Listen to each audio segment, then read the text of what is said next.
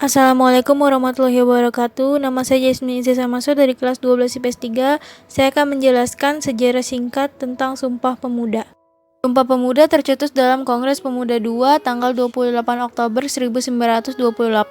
Namun 2 tahun sebelumnya, seperti diungkap Sudio lewat buku Perhimpunan Indonesia, sampai dengan lahirnya Sumpah Pemuda 1989, telah dilakukan Kongres Pemuda I mulai tanggal 30 April hingga 2 Mei 1926 di Batavia atau Jakarta.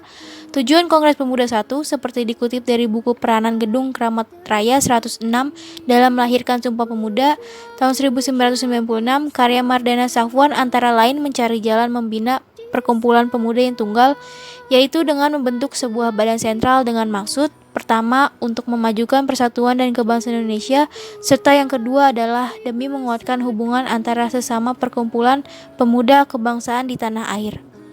Namun Kongres Pemuda I diakhiri tanpa hasil yang memuaskan bagi semua pihak, lantaran masih adanya perbedaan pandangan. Setelah itu digelar lagi beberapa pertemuan demi menemukan kesatuan pemikiran. Maka disepakati bahwa Kongres Pemuda II akan segera dilaksanakan. Akhirnya terjadilah Kongres Pemuda II yang dilangsungkan selama 2 hari pada 27 dan 28 Oktober 1928 di Batavia.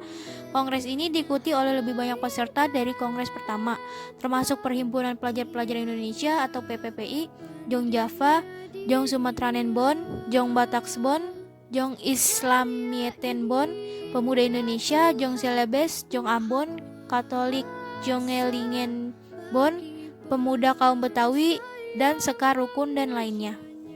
Gedung yang nantinya menjadi tempat dibacakannya Sumpah Pemuda merupakan rumah pondokan atau asrama pelajar atau mahasiswa milik seorang keturunan Tionghoa bernama Sieko Kliong. Gedung yang terletak di Jalan Kramat Raya 106 Jakarta Pusat ini kini diabadikan sebagai Museum Sumpah Pemuda. Tujuan Kongres Pemuda II antara lain: yang pertama, melahirkan cita-cita semua perkumpulan pemuda-pemuda Indonesia. Yang kedua, membicarakan beberapa masalah pergerakan pemuda Indonesia. Serta yang ketiga, memperkuat kesadaran kebangsaan dan memperteguh persatuan Indonesia.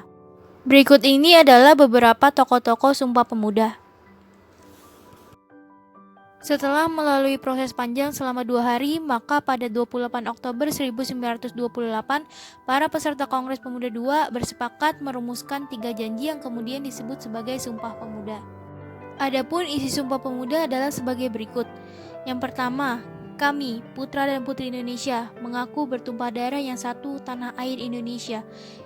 Yang kedua, kami, putra dan putri Indonesia, mengaku berbangsa yang satu, bangsa Indonesia. Dan yang ketiga, kami, putra dan putri Indonesia, menjunjung bahasa persatuan bahasa Indonesia. Ikrar ini atau Sumpah Pemuda yang dibacakan di arena Kongres Pemuda II dan dihadiri oleh kaum muda lintas suku, agama, dan daerah, nantinya 17 tahun kemudian melahirkan Proklamasi Kemerdekaan Indonesia pada 17 Agustus 1945. Makna yang terkandung adalah bahwa peristiwa bersejarah itu mengajarkan nilai-nilai persatuan bangsa. Sumpah Pemuda membuktikan perbedaan yang dimiliki bangsa Indonesia ternyata dapat disatukan sebagai perwujudan Bhinneka Tunggal Ika yang berarti berbeda-beda tetapi tetap satu. Sumpah Pemuda juga membuat banyak nilai positif yang dapat diterapkan dalam kehidupan sehari-hari. Maka, Sumpah Pemuda hendaknya bisa dijadikan sebagai inspirasi bagi generasi muda Indonesia sekarang untuk membawa negara ini ke arah perubahan yang lebih baik, bukan justru terpecah belah dalam pusaran konflik antar sesama anak bangsa sendiri. Sekian dari saya, kurang lebihnya mohon maaf. Wabillahi taufiq wal hidayah. Wassalamualaikum warahmatullahi wabarakatuh.